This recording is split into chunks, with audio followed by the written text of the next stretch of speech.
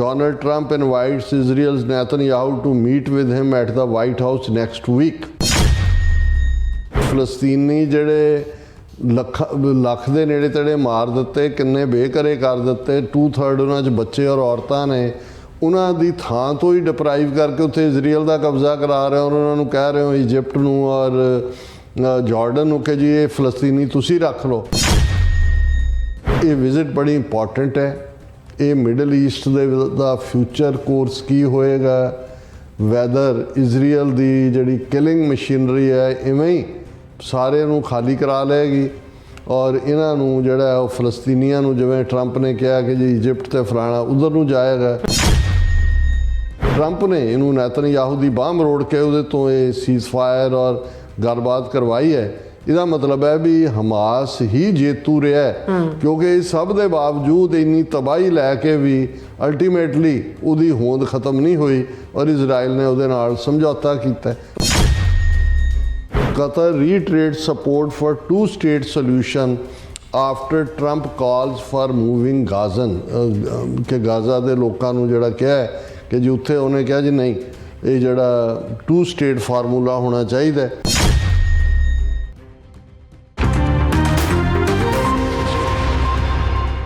Viewers welcome back to program. So viewers ਗੱਲਬਾਤ ਕਰਨ ਜਾ ਰਹੇ ਹਾਂ ਕਿ ਪ੍ਰੈਜ਼ੀਡੈਂਟ ਟਰੰਪ ਨੇ ਇਜ਼ਰਾਈਲ ਦੇ ਪ੍ਰਾਈਮ ਮਿਨਿਸਟਰ ਨੈਤਨਯਾਹੂ ਨੂੰ ਅਗਲੇ ਹਫਤੇ ਵਾਈਟ ਹਾਊਸ ਆਉਣ ਦਾ ਸੱਦਾ ਦਿੱਤਾ ਹੈ। ਉਹ ਵਾਈਟ ਹਾਊਸ ਆਉਣ ਵਾਲੇ ਪਹਿਲੇ ਗੈਸਟ ਹੋਣਗੇ। ਹੁਣ ਵੇਖਣਾ ਇਹ ਹੈ ਕਿ ਪ੍ਰੈਜ਼ੀਡੈਂਟ ਟਰੰਪ ਫਲਸਤੀਨ ਤੇ ਇਜ਼ਰਾਈਲ 2 ਸਟੇਟਾਂ ਦੀ ਹੋਂਦ ਕਾਇਮ ਕਰਨ ਵੱਲ ਵਧਣਗੇ ਜਾਂ ਨੈਤਨਯਾਹੂ ਨੂੰ ਖੁੱਲੀ ਛੁੱਟੀ ਦੇਣਗੇ ਕਿ ਉਹ ਸਭ ਕੁਝ ਮਲੀਆ ਮੇਟ ਕਰਕੇ ਗ੍ਰੇਟਰ ਇਜ਼ਰਾਈਲ ਬਣਾ ਲੈਣਗੇ। ਸੋ ਇਸ ਬਾਰੇ ਆਪਾਂ ਗੱਲਬਾਤ ਕਰਨ ਜਾ ਰਹੇ ਹਾਂ। ਸੋ ਅਸੀਂ ਚਾਹਾਂਗੇ ਤੁਸੀਂ ਇਸੇ ਤਰ੍ਹਾਂ ਬਣੇ ਰਹਿਣਾ, ਦੇਖਣ ਸੁਣ ਲਈ ਲਿਖਣ ਲਈ ਤੁਹਾਡਾ ਸਭ ਦਾ ਬਹੁਤ ਬਹੁਤ ਧੰਨਵਾਦ ਜੀ। ਡਾਕਟਰ ਸਾਹਿਬ ਕੀ ਵਿਚਾਰਾਂ ਨੇ? ਦੇਖੋ, ਜਦੋਂ ਪ੍ਰੈਜ਼ੀਡੈਂਟ ਟਰੰਪ ਆਪਣੇ ਕੈਂਪੇਨ ਤੋਂ ਬਾਅਦ ਜੇਤੂ ਹੋਏ ਨਵੰਬਰ ਦੇ ਵਿੱਚ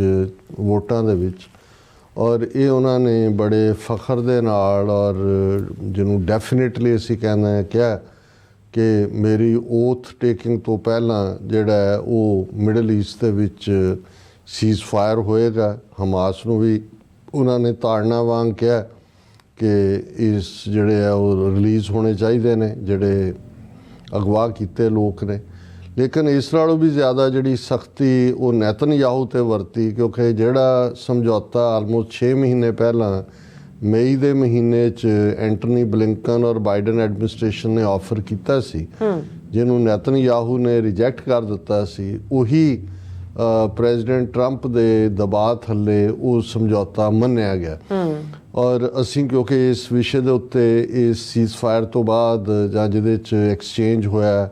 ਉਹਨਾਂ ਨੇ ਜਿਹੜੇ ਨੇ 4 ਪਹਿਲਾਂ ਫੌਜੀ ਬੀਬੀਆਂ ਇਜ਼ਰਾਈਲ ਦੀਆਂ ਜਿਹੜੀਆਂ ਉਹਨਾਂ ਦੇ ਕੋਲ ਸੀ ਹਮਾਸ ਕੋਲ,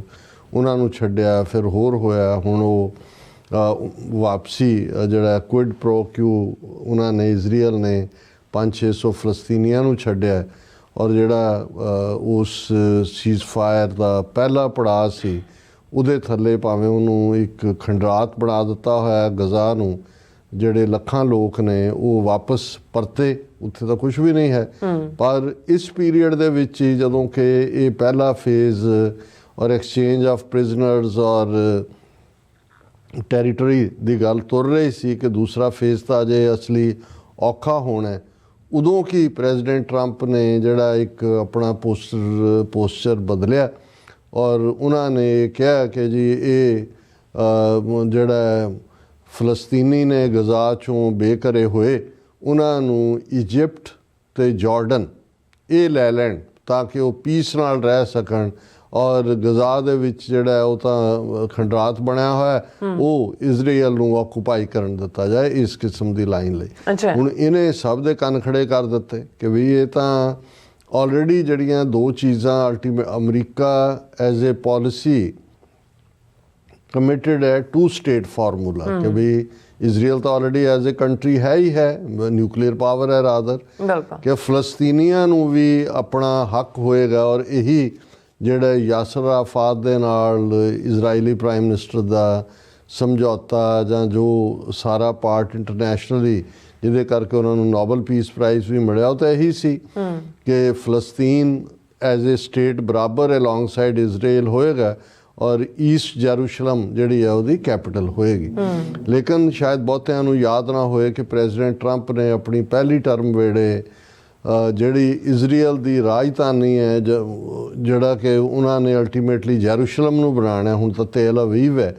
ਲੇਕਿਨ ਅਮਰੀਕਾ ਨੇ ਆਪਣੀ ਐਮਬੈਸੀ ਤੇਲ ਅਵੀਵ ਤੋਂ ਮੂਵ ਕਰਕੇ ਜੈਰੂਸ਼ਲਮ ਖੋਲ੍ਹ ਦਿੱਤੀ। ਹਾਲਾਂਕਿ ਯੂਐਸ ਕਾਂਗਰਸ ਨੇ ਤਾਂ ਉਹ 30 ਸਾਲ ਪਹਿਲਾਂ ਦਾ ਪਾਸ ਕੀਤਾ ਹੋਇਆ ਸੀ ਹੋਏ, ਲੇਕਿਨ ਕੋਈ ਵੀ ਇੰਪਲੀਮੈਂਟ ਨਹੀਂ ਸੀ ਕਰਦਾ ਵੀ ਜਦੋਂ ਇਹ 2 ਸਟੇਟ ਬਣ ਜਾਏਗੀ, ਫਲਸਤੀਨੀ ਸਟੇਟ ਵੀ ਬਣ ਜਾਏਗੀ, ਉਦੋਂ ਇਹਨੂੰ ਇੰਪਲੀਮੈਂਟ ਕੀਤਾ। ਪਰ ਪ੍ਰੋ ਇਜ਼ਰਾਈਲ ਸਟਾਂਸ ਲੈਂਦਿਆਂ ਟਰੰਪ ਨੇ ਇਹ ਲਾਈਨ ਲਈ ਸੀ। ਦੂਸਰਾ ਪਾਰਟ, ਟਰੰਪ ਨੇ ਆਪਣੀ ਪਹਿਲੀ ਟਰਮ ਦੇ ਐਂਡ ਵਾਲੇ ਸਾਲ ਦੇ ਵਿੱਚ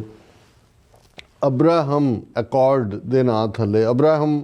ਹੁਣ ਜਦੋਂ ਅਕੋਰਡ ਇਹ ਮਜ਼ਹਬੀ ਲਾਈਨ ਹੈ, ਜਿਹੜੇ ਫਾਦਰ ਅਬਰਾਹਮ ਜੂਡੇਇਜ਼ਮ ਦੇ ਵੀ ਵੱਡੇ ਪ੍ਰੋਫਿਟ ਨੇ, ਇਸਲਾਮ ਦੇ ਵਿੱਚ ਹਜ਼ਰਤ ਇਬਰਾਹੀਮ ਕਰਕੇ ਉਹਨਾਂ ਨੂੰ ਜਾਣਿਆ ਜਾਂਦਾ ਹੈ, ਕ੍ਰਿਸਚੀਅਨਿਟੀ ਦੇ ਵੀ ਉਹ ਪ੍ਰੋਫਿਟ ਨੇ। ਸੋ ਇਹ ਪ੍ਰਭਾਵ ਦਿੰਦੇ ਆ ਕਿ ਜੀ ਜੂਡਾਇਜ਼ਮ, ਕ੍ਰਿਸਚੀਅਨਿਟੀ ਔਰ ਇਸਲਾਮ, ਇਹ ਤਾਂ ਤਿੰਨੋਂ ਹੀ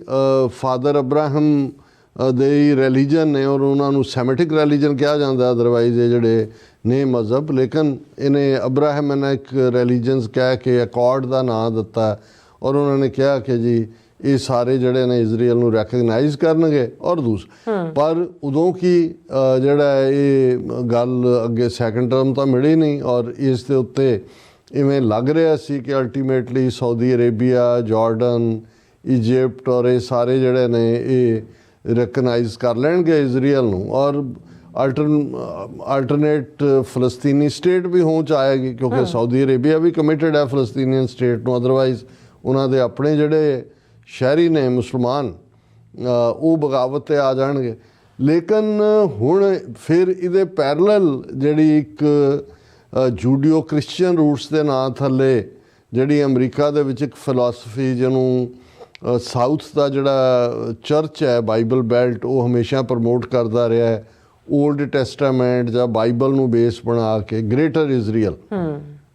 ਜਿਸ ਦੇ ਵਿੱਚ ਸਾਰਾ ਫਲਸਤੀਨ, ਗਜ਼ਾ ਔਰ ਇਹ ਸਾਰਾ ਇਜ਼ਰਾਈਲ ਜਿਹੜਾ ਉਹਨਾਂ ਦਾ ਕੋਈ ਇਮੈਜਨਰੀ ਜਿਵੇਂ ਹਿੰਦੂਆਂ ਦਾ ਅਖੰਡ ਭਾਰਤ ਹੈ, ਇਸ ਕਿਸਮ ਦੇ ਕਾਨਸੈਪਟ ਥੱਲੇ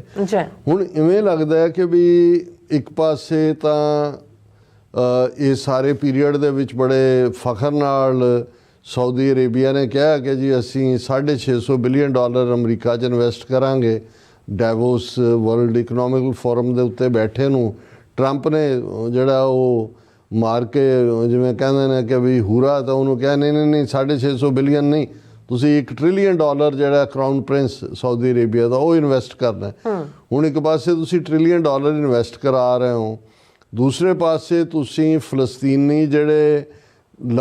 ਲੱਖ ਦੇ ਨੇੜੇ ਤੇੜੇ ਮਾਰ ਦਿੱਤੇ, ਕਿੰਨੇ ਬੇਘਰੇ ਕਰ ਦਿੱਤੇ, 2/3 ਉਹਨਾਂ 'ਚ ਬੱਚੇ ਔਰ ਔਰਤਾਂ ਨੇ, ਉਹਨਾਂ ਦੀ ਥਾਂ ਤੋਂ ਹੀ ਡਿਪਰਾਈਵ ਕਰਕੇ ਉੱਥੇ ਇਜ਼ਰਾਈਲ ਦਾ ਕਬਜ਼ਾ ਕਰਾ ਰਹੇ ਹੋ, ਉਹਨਾਂ ਨੂੰ ਕਹਿ ਰਹੇ ਹੋ ਇਜਿਪਟ ਨੂੰ ਔਰ ਜਾਰਡਨ ਨੂੰ ਕਿ ਜੀ ਇਹ ਫਲਸਤੀਨੀ ਤੁਸੀਂ ਰੱਖ ਲਓ। ਹੁਣ ਇਹਨਾਂ ਹਾਲਾਤਾਂ ਦੇ ਵਿੱਚ ਕਿਉਂਕਿ ਇਹ ਇੰਪੋਰਟੈਂਟ ਹੁੰਦਾ ਹੈ ਕਿ ਅਮਰੀਕੀ ਪ੍ਰੈਜ਼ੀਡੈਂਟ ਜਿਹੜਾ ਪ੍ਰੈਜ਼ੀਡੈਂਟ ਬਣਨ ਤੋਂ ਬਾਅਦ ਪਹਿਲਾਂ ਕਿਸ ਦੇਸ਼ ਦਾ ਟੂਰ ਕਰਦਾ ਜਾਂ ਪਹਿਲਾਂ ਕਿਹਨੂੰ ਐਜ਼ ਏ ਮਹਿਮਾਨ ਸਮਝਦਾ, ਇਹ ਸ਼ੋਅ ਕਰ ਰਿਹਾ ਹੁੰਦਾ ਹੈ ਕਿ ਉਹਦੇ ਲਈ ਉਸ ਮੁਲਕ ਜਿਸ ਮੁਲਕ 'ਚੋਂ ਵਿਜ਼ਿਟ ਕਰਦਾ ਉਹ ਕਿੰਨਾ ਅਹਿਮ ਹੈ,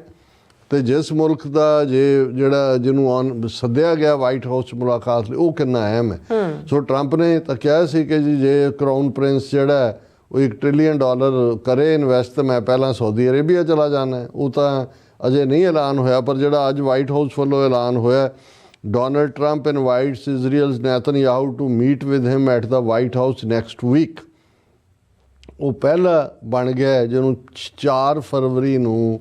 ਨੈਤਨਯਾਹੂ ਇਜ਼ਰਾਈਲ ਦੇ ਪ੍ਰਾਈਮ ਮਿਨਿਸਟਰ ਜਿਹੜਾ ਹੈ ਜਿਸ ਨੂੰ ਇੰਟਰਨੈਸ਼ਨਲ ਕ੍ਰਿਮੀਨਲ ਕੋਰਟ ਨੇ ਵਾਰ ਕ੍ਰਿਮੀਨਲ ਐਲਾਨਿਆ ਹੋਇਆ, ਔਰ ਜਿਹਦੇ 'ਚ ਕੋਈ ਸ਼ੱਕ ਨਹੀਂ ਹੈ ਵਰਸਟ ਵਾਰ ਕ੍ਰਾਈਮ, ਔਰ ਵਿਦਨ ਕੰਟਰੀ ਵੀ ਉਹਦੇ 'ਤੇ ਇੰਨੇ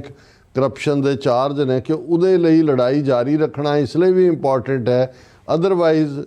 ਜਿਹੜਾ ਇਜ਼ਰਾਈਲ ਦਾ ਸੁਪਰੀਮ ਕੋਰਟ ਦੇ ਥੱਲੇ ਉਹ ਗਿਲਟੀ ਹੋਏਗਾ, ਆਲਰੇਡੀ ਗਿਲਟੀ ਆ, ਉਹ ਤਾਂ ਇਹਨੂੰ ਆਪਣੇ ਦਿਨ ਵਧਾ ਰਿਹਾ। ਹੁਣ ਇਸ ਸਾਰੇ ਦੇ ਚੱਲਦੇ ਆ ਇੱਕ ਪਾਸੇ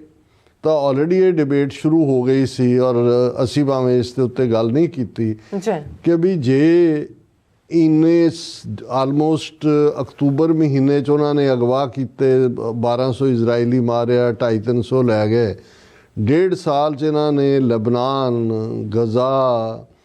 ਯਮਨ ਫਲੈਟ ਕਰ ਦਿੱਤਾ, ਲਬਨਾਨ ਨੂੰ ਵੀ ਔਰ ਖ਼ਾਸ ਤੌਰ 'ਤੇ ਗਜ਼ਾ ਨੂੰ ਵੀ।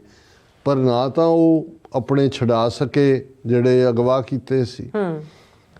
ਇੱਕ ਪਾਸੇ ਉਹਨਾਂ ਦਾ ਮਿਸ਼ਨ ਸੀ ਕਿ ਅਸੀਂ ਹਮਾਸ ਨੂੰ ਬਿਲਕੁਲ ਸਾਫ਼ ਕਰ ਦੇਣਾ,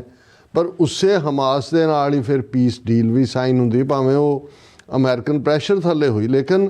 ਇਸ ਸਾਰੇ 'ਚੋਂ ਜਿਹੜੇ ਐਕਸਪਰਟ ਜਾਂ ਐਨਾਲਿਸਟ ਨੇ ਉਹ ਇਹ ਕਹਿੰਦੇ ਨੇ ਕਿ ਵੀ ਇਜ਼ਰਾਈਲ ਜੇਤੂ ਨਹੀਂ ਹੋਇਆ,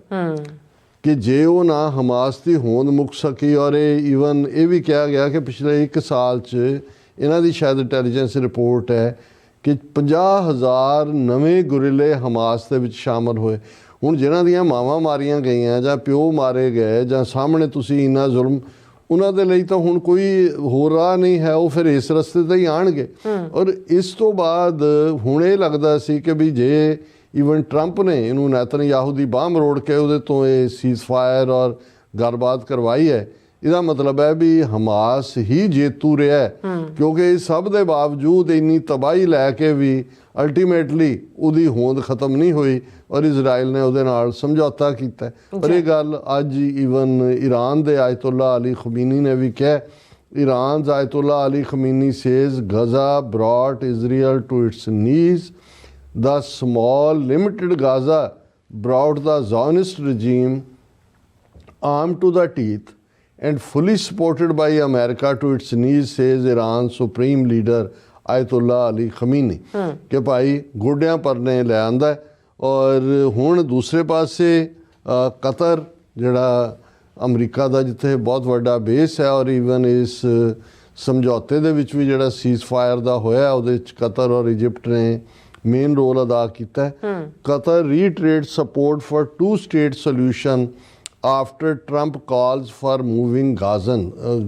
ਕਿ ਗਾਜ਼ਾ ਦੇ ਲੋਕਾਂ ਨੂੰ ਜਿਹੜਾ ਕਿਹਾ ਕਿ ਜੀ ਉੱਥੇ ਉਹਨੇ ਕਿਹਾ ਜੀ ਨਹੀਂ, ਇਹ ਜਿਹੜਾ 2 state ਫਾਰਮੂਲਾ ਹੋਣਾ ਚਾਹੀਦਾ ਹੈ। ਔਰ ਇਹ ਜਿਹੜਾ ਹੁਣ ਇਹ ਵਿਜ਼ਿਟ ਬੜੀ ਇੰਪੋਰਟੈਂਟ ਹੈ। ਇਹ ਮਿਡਲ ਈਸਟ ਦੇ ਦਾ ਫਿਊਚਰ ਕੋਰਸ ਕੀ ਹੋਏਗਾ, ਵੈਦਰ ਇਜ਼ਰਾਈਲ ਦੀ ਜਿਹੜੀ ਕਿਲਿੰਗ ਮਸ਼ੀਨਰੀ ਹੈ ਇਵੇਂ ਹੀ ਸਾਰੇ ਨੂੰ ਖਾਲੀ ਕਰਾ ਲਏਗੀ ਔਰ ਇਹਨਾਂ ਨੂੰ ਜਿਹੜਾ ਉਹ ਫਲਸਤੀਨੀਆਂ ਨੂੰ, ਜਿਵੇਂ ਟਰੰਪ ਨੇ ਕਿਹਾ ਕਿ ਜੀ ਇਜਿਪਟ ਤੇ ਫਲਾਣਾ ਉਧਰ ਨੂੰ ਜਾਏਗਾ, ਜਾਂ 2 state ਫਾਰਮੂਲਾ ਇਹ ਹੋਏਗਾ। ਇਸ ਨੂੰ ਜਿਹੜਾ ਸਾਰੀ ਦੁਨੀਆ ਦੀਆਂ ਨਜ਼ਰਾਂ ਹੋਣਗੀਆਂ, ਕਿਉਂਕਿ ਜਿਸ ਕਿਸਮ ਦਾ ਮਾਹੌਲ ਸਿਰਜਿਆ ਜਾ ਰਿਹਾ ਜਾਂ ਜਿਸ ਕਿਸਮ ਦਾ ਇਹ ਨੈਤਨਯਾਹੂ ਜਿਸ ਨੂੰ ਵਾਰ ਕ੍ਰਿਮੀਨਲ ਇੰਟਰਨੈਸ਼ਨਲ ਕ੍ਰਿਮੀਨਲ ਕੋਰਟ ਨੇ ਐਲਾਨਿਆ ਔਰ ਜਿਸ ਕਿਸਮ ਦਾ ਉਸ ਦਾ ਨਫ਼ਰਤ ਭਰਿਆ ਏਜੰਡਾ ਇਹ ਕੁੱਲ ਇਨਸਾਨੀਅਤ, ਕਿਉਂਕਿ ਇਸ ਵੇਲੇ ਜਦੋਂ ਅਸੀਂ ਇਹ ਕਹਿੰਦੇ ਹਾਂ ਕਿ ਦੁਨੀਆ ਦਾ ਹਰ ਹਿੱਸਾ ਦੂਸਰੇ ਨਾਲ ਜੁੜਿਆ ਹੋਇਆ ਹੈ ਔਰ ਅਮਰੀਕਨ ਪਾਲਿਸੀ ਜਿਹੜੀ ਹੈ ਉਹ ਇੱਕ ਡਿਸਾਈਡਿੰਗ ਪਾਲਿਸੀ ਹੋਏਗੀ, ਉਹ ਭਾਵੇਂ ਮਿਡਲ ਈਸਟ ਦੇ ਹਵਾਲੇ ਨਾਲ ਹੋਏ ਜਾਂ ਈਵਨ ਅੱਜ ਰਸ਼ੀਆ ਦੇ ਪੁਤਿਨ ਨੇ ਵੀ ਕਿਹਾ ਜੀ ਅਸੀਂ ਯੂਕਰੇਨ ਦੇ ਮੁੱਦੇ ਤੇ ਗੱਲਬਾਤ ਲਈ ਤਿਆਰ ਹੈ ਪਰ ਜ਼ੈਲੈਂਸਕੀ ਨਾਲ ਨਹੀਂ। ਸੋ ਇਹ ਹੁਣ ਟਰੰਪ ਨੇ ਜਿਸ ਕਿਸਮ ਦੇ ਜਿਹੜਾ ਜੋ ਮਾਹੌਲ ਆਉਣ ਵਾਲੇ ਦਿਨਾਂ 'ਚ ਫੋਰਨ ਪਾਲਿਸੀ ਨੂੰ ਲੈ ਕੇ ਟਰੰਪ ਐਡਮਿਨਿਸਟ੍ਰੇਸ਼ਨ ਬਣਾਏਗਾ, ਉਹ ਕੁੱਲ ਇਨਸਾਨੀਅਤ ਦੇ ਲਈ